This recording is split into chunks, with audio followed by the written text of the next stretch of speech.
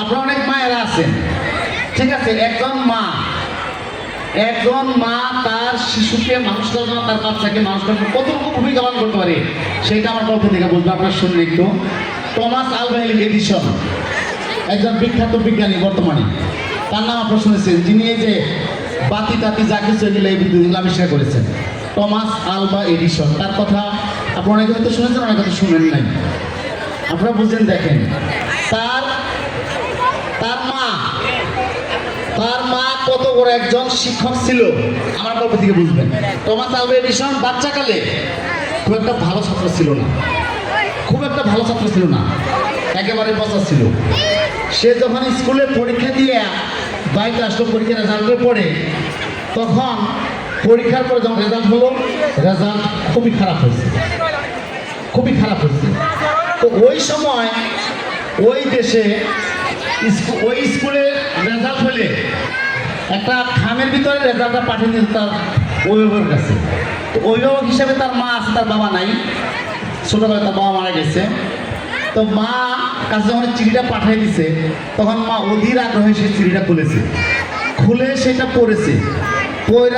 সেখানে সে দেখেছে যে আপনার ছেলেকে পড়ানোর মতো কোনো শিক্ষক এই স্কুলে নাই।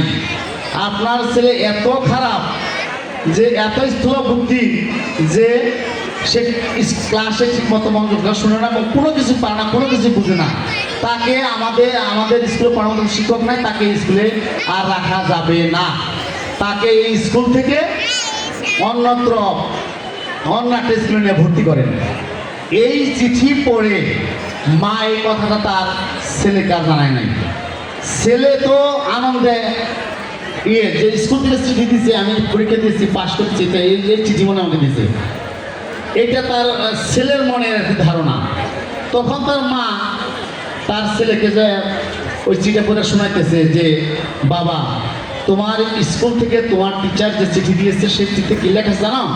যে তুমি নাকি অত্যন্ত ভালো একজন ছাত্র, তোমাকে ভালো মতো পড়ার মতো কোনো যোগ্যতা সম্পন্ন কোনো শিক্ষক এই স্কুলে নাই। শিক্ষকরা পরামর্শ দিয়েছেন তোমাকে অন্য একটা স্কুলে ভর্তি করার জন্য। সেই জন্য তার মা কি করেছে, তারপরে কিন্তু ওই স্কুল আর দেয় নাই, যেহেতু ওই স্কুল থেকে তাকে তাড়িয়ে দিয়েছে, পিসি দিয়েছে, তাকে অন্য একটা স্কুলে ভর্তি করেছে। এবং সেই দিন থেকে তার মা তার পিছনে লেগেছে যে কিভাবে তাকে ভালো করানো যায়, কিভাবে তার রেজাল্ট সাকসেসফুল করা যায়, সে কিভাবে মানুষ হতে পারে। এক মিনিটে যেন সে সময় নষ্ট করে নাই। দেখা গেছে সে লাস্টে সে জগৎ বিখ্যাত একজন বিজ্ঞানী হয়েছে, এবং সারা পৃথিবীর মধ্যে একজন নোবেল প্রাপ্ত বিজ্ঞানী হয়েছে। তারপর তার মা যখন মারা যাওয়ার অনেক দিন পর ওই টমাস আলভা এডিসন একটা বাড়ি করছে। বাড়ি করার পরে সে তখন বড় লোক, তাই না, বাড়ি করছে, সে বাড়িতে যাবে, তখন ওই খাটের থেকে বিছানাপত্র উঠাইতে গেছে। তো ওই খাটের বিছানার নিচে তখন ওই চিঠিটা পাওয়া গেছে। পাইয়া তখন ওই চিঠিটা টমাস আলভা এডিসন করে দেখলো যে তার মা যেটা বলেছে, কিন্তু লেখা তার উল্টাটা। সেই চিঠি পড়ে তার এই টমাস আলভা এডিসনের চোখের পানি কান্নায় ভিজে গেছে, যে আমার মা ছিল একটা জগৎ বিখ্যাত টিচার, সবচেয়ে বড় টিচার। আমার মা যদি আমাকে এই মিথ্যা কথাটা না বলতো, যদি সে বলতো ওই দিন যে তোমাকে এই স্কুলে পড়ানো যাবে, রাখবে না, টিচাররা তাড়িয়ে দিবে, হ্যাঁ তাহলে সব, তাহলে আমি আর মানুষ হতে পারবো না। সেটা না করে আমার মা আমাকে উৎসাহিত করে সে এইভাবে চিঠিটা পড়ে শোনালো।